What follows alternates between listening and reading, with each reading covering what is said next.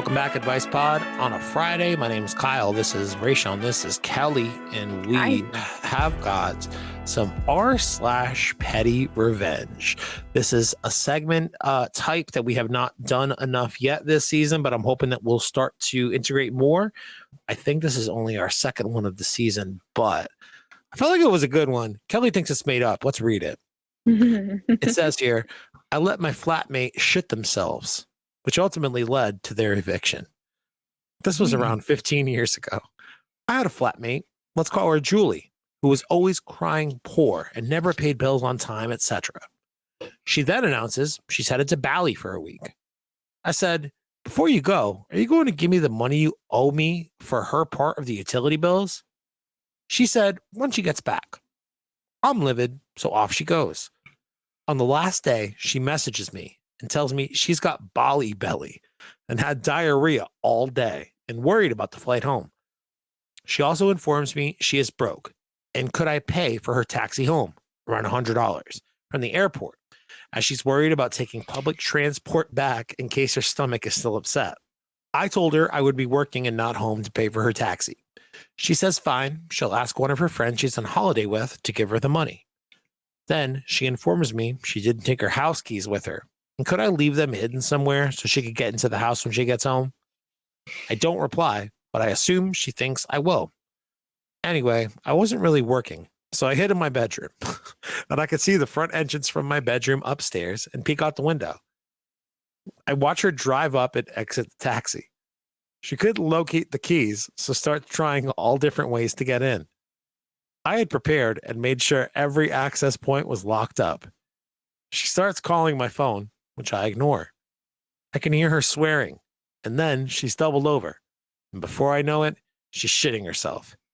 She's in a denim skirt, and it's runny. Now, I'll be honest, I was not quite expecting her shitting on our doorstep. I was more thinking she'd freak out and have to sit outside all day till I came home, but this was a far more perfect outcome. I only wish I could have filmed it. She is horrified, but changes into something from her luggage and hides her spoiled clothes and suitcase in a bush in the front yard and takes off down the street. I take that opportunity to leave the house, and on my way out, whilst gagging, I placed her spoiled clothes inside her suitcase. A few hours later, I finally call her back, pretending to be on my lunch break, and she's screaming down the phone, blaming me for not leaving out her keys and that she's been sitting outside for hours and begging me to come home to let her in. I said, I'm sorry, I still have to finish work and have plans this evening, and she'd have to either call a locksmith or wait till I get home. She said I can taxi over my keys to her, which I refuse.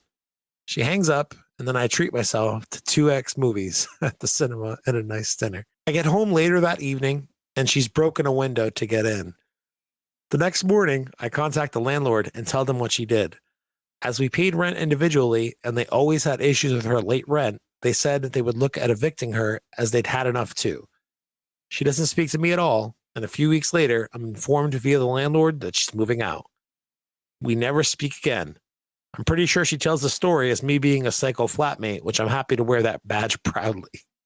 So the way that we do petty revenge on this show is we do a thumbs up, like appropriate amount of revenge, a thumbs down, way too over the top. And if we do give them a thumbs down, we try to give some constructive criticism as to how they could better extract revenge next time. That's the format that we put on this segment. So, okay, Raysean, I'll start with you.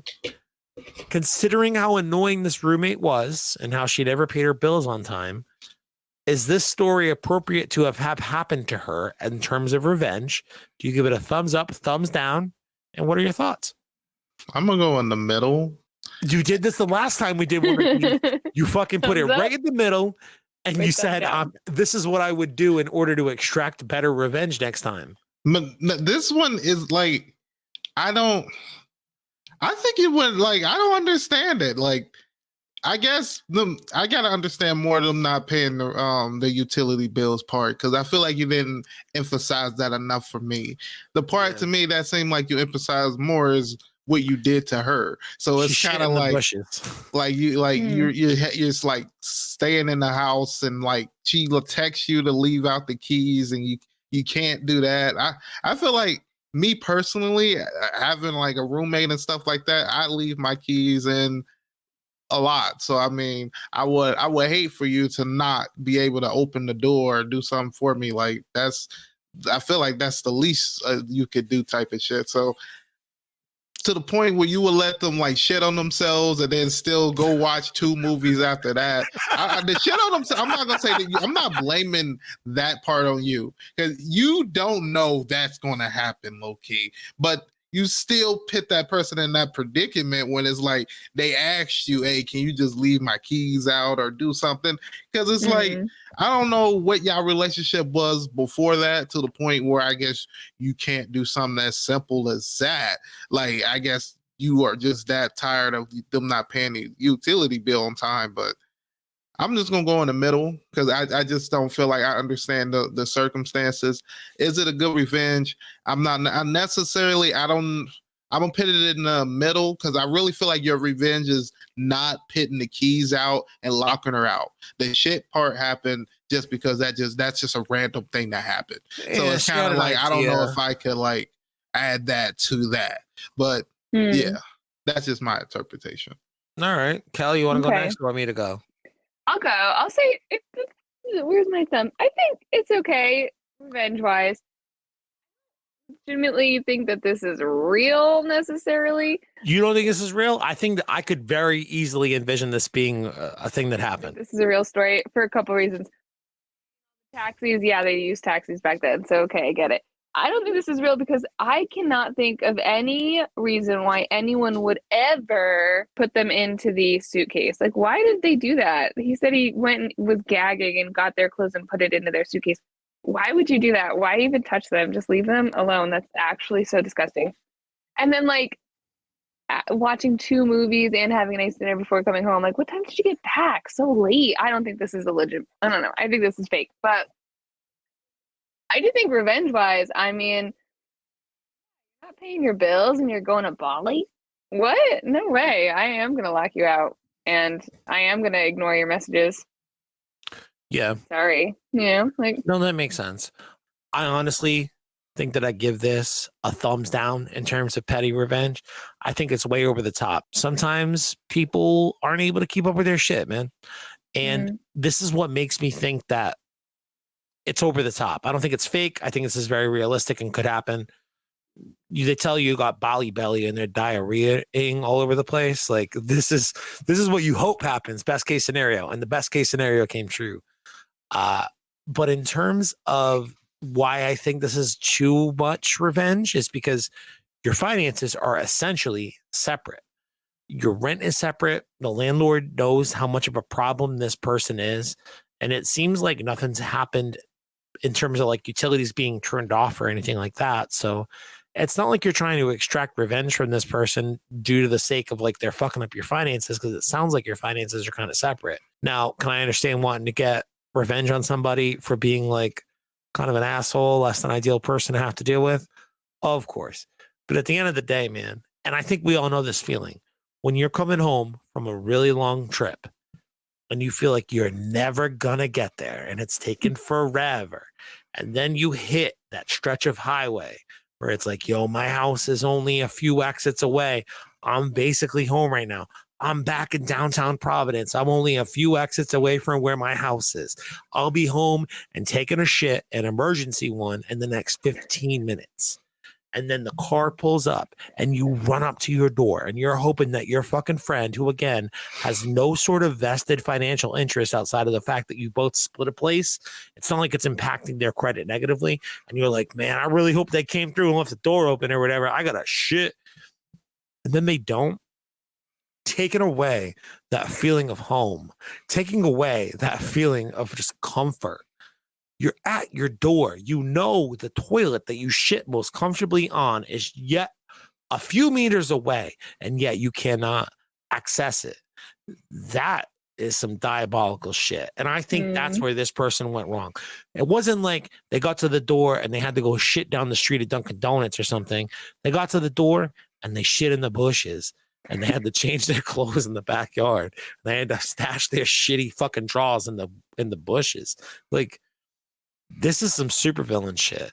I'm not saying it's supervillain shit because you planned it out to this point, but you knew what the potential of the outcomes were, and you hedged your bets and hoped that it would be the worst of the worst because you're a petty asshole, and it just so happened to work out in your favor. I'm not for not getting revenge, but I do think that you got too much revenge, and it's only a matter of time before the pendulum swings back the other way and you shit your pants in a bush, and then somebody puts your shitty pants in your shitty suitcase. So, tread lightly, man. Any final thoughts? I don't know. I think she should have brought her keys and paid her bills. Me too. But it doesn't mean that she should shit the bushes. I'm going to say, both are seem like shitty roommates. I would hate to be roommates with either one of you, because one of you seem like you're a little too lax, and the other one you seemed a little too strict, too much for me. So fuck both of you. I hope y'all have a great day. I'm glad y'all landlord had the foresight to say, you know what, maybe we need to go ahead and split these motherfuckers up, because this is a little interesting right here. Because not leaving the door open, to me, that right there would have told me like our relationship has hit the point where I need to go. Like that's interesting. And then I'm calling you. If I ever found out that you were in the house,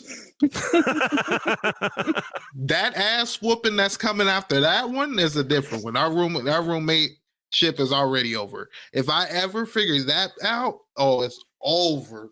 You better hope I never figure that one out. Even if I'm gone out of the house and my grandy pull up on your ass at your job. You know that day I had the shit out there on the motherfucking part. You was in the house too? Hear me knock? Just sitting back laughing like a motherfucker too. I'll bust your teeth in too. Man, I'll be so mad. Well, I think that means you're on the thumbs down side with me too, Raysean. See, it just really depends on how. I feel like if that person comes in and be like, bro, yeah, they just never paid they shit. They was horrible roommate. Like if they explain their side to me, I could probably be like, okay, you know what I mean? But not knowing that side really makes me lean towards, I'm giving you the thumbs down, because you just seem like horrible. As a landlord, I would have got rid of you instead of the other person, because I would have been like, I would hate to live with someone like you myself. Like, what the fuck? The girl who shit in the bushes. What a poor thing, man. I'm your landlord. I have Ring cameras. I know that you were home, you fucking diabolical bitch. I see what kind of terrible fucking demon you are. Oh, shit, man. I'm just going to say it out loud just for the record right now. If you and I lived together, Raysean, and you were coming home with Bolly Belly and you were going to shit in a bush, I'd make sure the door was unlocked for you. I mean, that's all you can do. Or just even if I'm calling and you just answer the phone, like, I'll try to get the key to you soon. Like, you not answering the phone, you not doing nothing. Then you do answer, I can't get it. I can't get it to you. You're going to have to wait till I come home. It's ass whooping. These guys aren't very good friends. We're fighting. Like, I don't care. We're going to fight as soon as you come home. The only person I regularly answer the phone for is my mom and Raysean. That's it. My mom and Raysean. Well, I call Raysean. Yeah, you're a phone talker, and I love that about you, because I don't like talking to everybody on the phone, but I love talking to you on the phone. But this has been another week of advice. This has been so much fun to have Kelly back and talk smack with us. We missed you so much, dude. Is there anything you want to say before we wrap this one up for the week? It was so fun to be back. I've laughed a lot in the last 2 hours, and I needed that. So I think you mean over the last 5 recording sessions, because we record these individually. Yes, that's what I mean. I wore the same outfit and sat in the same place. Thank God, man. Separate days in terms of continuity, that's all we were really asking for. Yeah. We love you people. I weirdly got a text just before we started. Somebody listening to an old thing, they texted me about it, like the Comfort Show episode that came out a few weeks ago, talking about Parks and Recreation. Ariel, hello, Ariel. She said that I was like, hey, we're actually about to sit down with Kelly right now. And because she's been listening since day one. She's like, oh my God, tell her I never met her, but let her know she's got a fan and that I miss her so much. And she's so happy great. to hear that you're going to be back soon. So really appreciate you taking the time. Yeah, she's the greatest. And also thank you to you. And we'll have you back soon. Let us know what you think down in the comments. If you haven't liked the video already, consider it. Subscribe. We're trying to hit the next subscriber goal, whatever the fuck it is. And we will talk with you next Monday. Million. Yeah, 1 million. Let's just hit the 100. Once we hit 100, it's like it took us so long to hit 100. The limit. Yeah, I love how optimistic you are, dude. Your optimism fuels me, dog. Your optimism fuels me. No homo. Make sure you like the video, and we'll see you next Monday. Advice. Amazing. Don't be a butt cheek. Boom.